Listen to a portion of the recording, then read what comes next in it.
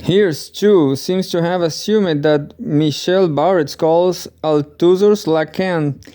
However, as he puts it, the complex and hazardous process of formation of a human adult form from a small animal does not necessarily correspond to Althusser's mechanism of ideology.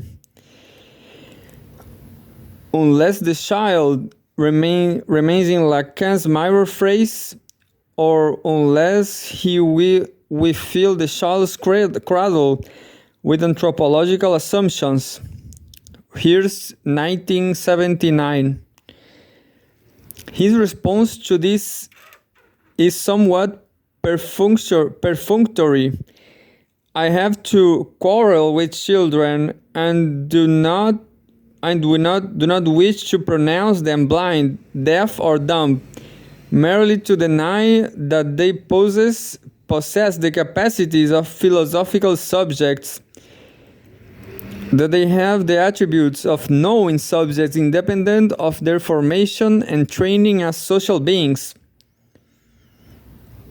What is at issue here is the capacity for self-recognition, but it is an unwarrantable assumption to make that recognition is a purely cognitive, let alone philosophical attribute, and unlikely that it should appear in the child at one fell swoop, in a before-after fashion. The stakes here seem unaccountably to have been pitched very high indeed. It hardly requires us to endow the individual small animal with the full philosophical apparatus to account for why it may have the capacity to misrecognize itself in the look from the place of the other, which is all we require to set the passage between the imaginary and the symbolic in motion in Lacan's terms. After all, following Freud, the basic catexing of these zones of bodily activity and the apparatus of sensation, pleasure, and pain must be already in play, in however embryonic a form, in order to any relation of any kind to be established with the external world. There is already a relation to a source of pleasure, the relation to the mother in the imaginary. So there must be already something which is capable of recognizing that what pleasure is. Lacan itself noted in his essay on the mirror stage that the child, at an age when he is for a time, however short, outdone by the chimpanzee in instrumental intelligence, can nevertheless already recognize his own image in a mirror. What is more, the critic seems to be pitched in a rather binary before-after, either or logical form. The mirror stage is not the beginning of something, but the interruption, the loss, the lack, the division, which initiate the process that founds the sexually differentiated subject and the unconscious, and this depends not alone on the instantaneous formation of some internal cognitive capacity, but on the instantaneous formation of some internal cognitive capacity, but on the dislocating rupture of the look from the place of the other. For Lacan, however, this is already a fantasy. The very image which places the child divides its identity into two. Furthermore, that moment only has meaning in relation to the supporting presence and the look of the mother who guarantees its reality for the child. Peter Osborne notes 1995 that in the field of the other Lacan, 1977 describes the parent holding him up before the mirror, with the child looking toward the mother from confirmation. The child seems hers, seeing her as a reference point, not his ego ideal, but his ideal ego. This argument, Osborne suggests, exploits the intermediacy inherent in the discrepancy between the temporality of Lacan's description of the child's encounter with his bodily image in the mirror as a stage, and the punctuality of his depiction of it as a scene, the dramatic point of which is restricted to the relations between two characters alone.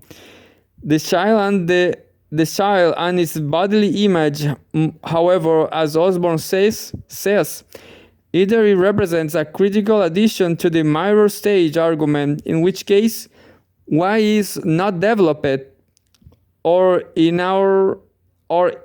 it introduces a different logic. Those implications remain unaddressed in Lacan's subsequent work.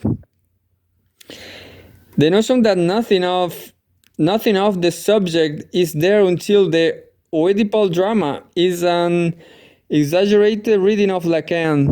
The assertion that subjectivity is not fully constituted until the Oedipal crisis has been resolved does not require a blank screen, tabula rasa, or a before-after conception of the subject initiated by a sort of coup d'etat, even if, as Hirsch rightly noted, it leaves unsettled the problematic relationship between the individual and the subject. What is the individual small animal that is not yet a subject? One could add that Lacan's is only one of the many accounts of the formation of subjectivity, which takes account of unconscious psychic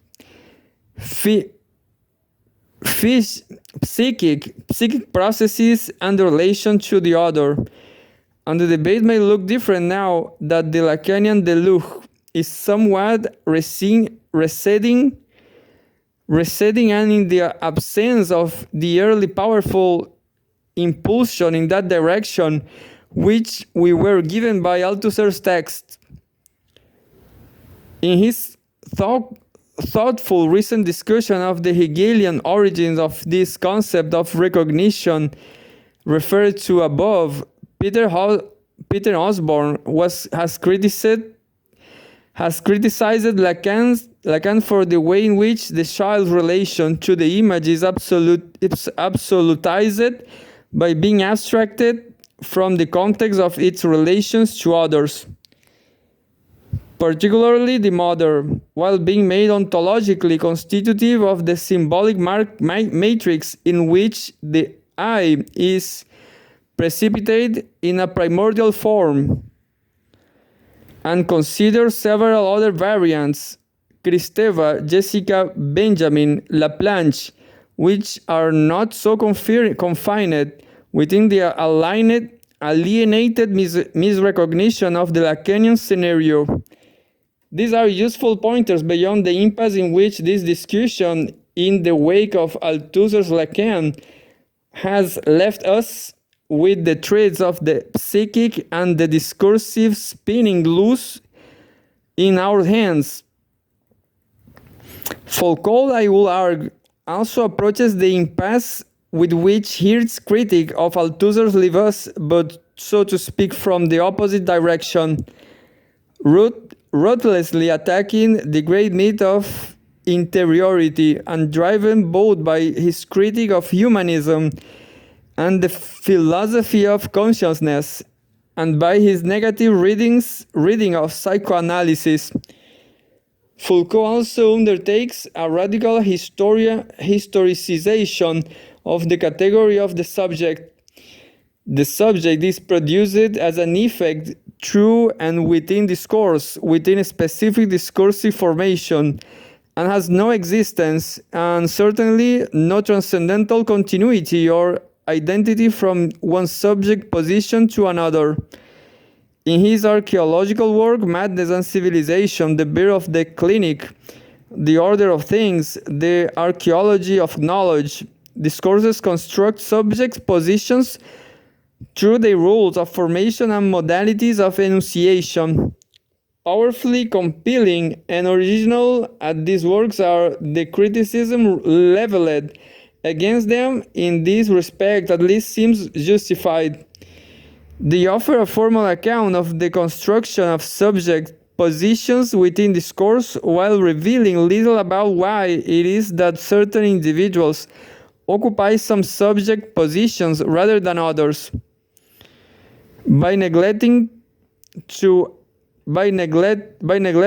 analyze how the social positions of individuals interact with the construction of certain empty discursive subject positions, Foucault reinscribes an antinomy between subject positions and the individuals who occupy them. Thus, his archaeology provides a critical but one-dimensional formal account of the subject of discourse. Discursive subject positions become a priori categories which individuals seem to occupy in an unproblematic fashion. McNay, 1994. McNay cites Brown and Cousin's key observations that Foucault tends here to ally subject positions of a statement with individual capacities to fill them. Brown Cousins, 1980. Thus coming up against the very difficulty which Althusser failed to resolve by a different route. The critical shift in Foucault's work from an archaeological to a genealogical method does many things to render more concrete the somewhat empty formalism of the earlier work, especially in the powerful ways in which power, which was missing from the more formal account of discourse, is now centrally reintroduced, and the exciting possibilities opened up by Foucault's discussion of the double-sided character of subjectification,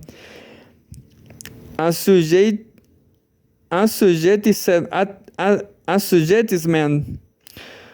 Moreover, the centering of questions of power and the notion that discourse itself is a regulative and regulated formation, entry into which is determined by and constitutive of the power relations that permeate the social realm.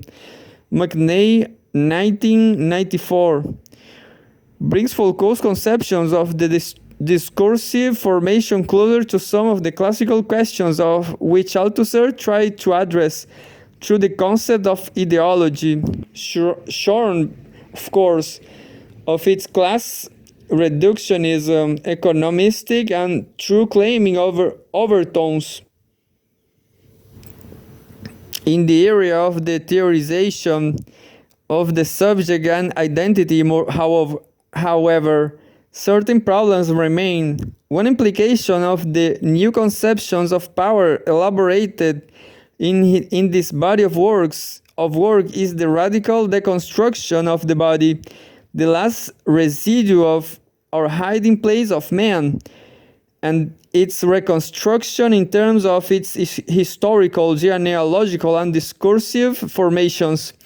The body is constructed by, shaped and reshaped by the insertion of a series of disciplinary discursive practices. Genealogy's task, Foucault proclaims, is to expose the body totally imprinted by history and the processes of history's destruction of the body. 1984. While we can accept this with its radically constructivist implications, the body becomes infinitely malleable and contingent. I am not sure we can or ought go, or we can or ought to go as fast as his proposition that nothing in man, not even his body, is sufficiently stable to serve as a basis for self-recognition or for understanding other men.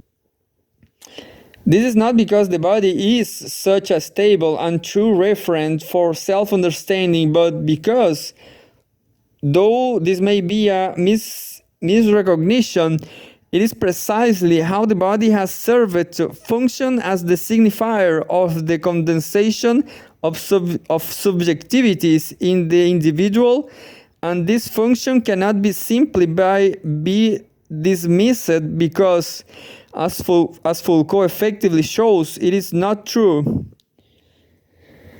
Further, my own feeling is that despite Foucault's disclaimers, his invocation of the body as the point of application of a variety of disciplinary practices tends to lend this theory of disciplinary regulation a sort of displaced or misplaced concreteness, a residual materiality, and in this way operates discursively to resolve or appear to resolve the unspecified relationship between the subject, the individual, and the body. To put it crudely, it pins back together or sutures those things which the theory or the discursive production of subjects it takes to its limits. Wool irretrievable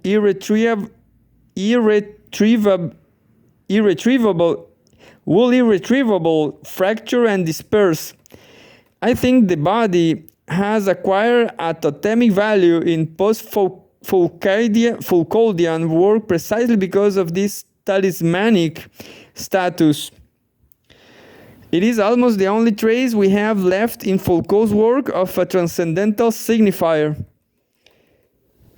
The more well-established critique, however, has to do with the problem with which Foucault encounters with theorizing resistance within the theory of power he deploys in Discipline and Punish and the history of sexuality. The entirely self-policing conception of the subject which emerged from the disciplinary, confessional, and pastoral modalities of power discussed here, and the absence of any attention to what might in any way interrupt, prevent or disturb the smooth insertion of individuals into the subject positions constructed by these discourses. The submission of the body through the soul to the normalizing regimes of truth constitutes a powerful way of rethinking the body's so-called materiality, which has been productively taken up by Nicholas Rose and the governmentality school, as well as in a different mode by Judith Butler in Bodies That Matter, 1993. But it is hard not to take Foucault's own formulation seriously, with all the difficulties it brings in its train, namely that the subjects which are constructed in this way are docile bodies. There is no theorized account of how or why bodies should not always forever turn up in place at the right time, exactly the point from which the classical Marxist theory of ideology started to unravel, and the very difficulty which Althusser reinscribed when he normatively defined the function of ideology as to reproduce the social relations of production. Furthermore, there is no theorization of the psychic mechanism or interior processes by which these automatic interpolations might be produced, or more significantly, fail or be resisted or negotiated.